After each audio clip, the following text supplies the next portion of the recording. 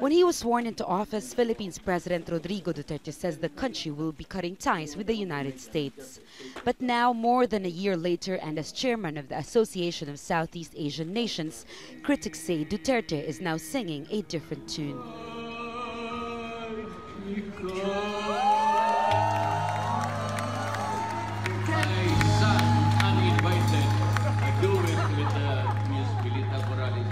Upon the orders of the Commander-in-Chief of the United States.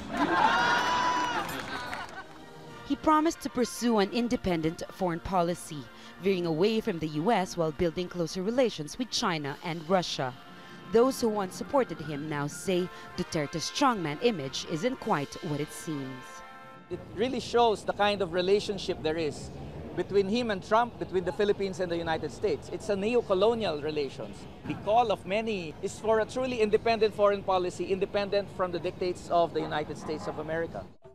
It's Donald Trump's first trip to the Philippines since he took office. Security experts say top of his agenda are the growing tensions in the Korean Peninsula.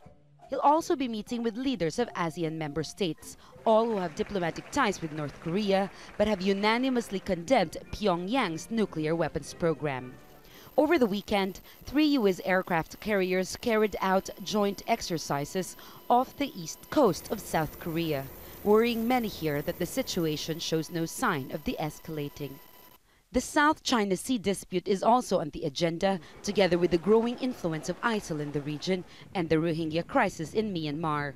Duterte and Trump are meeting on the sidelines today, a bilateral discussion that is making many here nervous.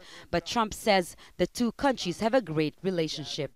Trump once glossed over Duterte's so-called war on drugs, which has led to the deaths of more than 10,000 Filipinos.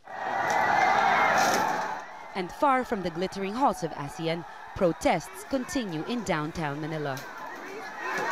This standoff has been going on for more than 30 minutes now, and it shows no sign of slowing down. Protesters are chanting the word tuta, which means puppy in Tagalog.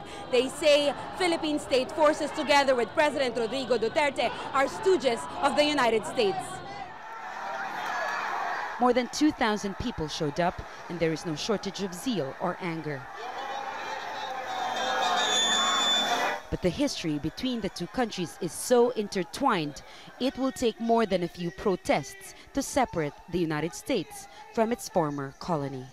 Chimela Alindogan, Al Jazeera, Manila.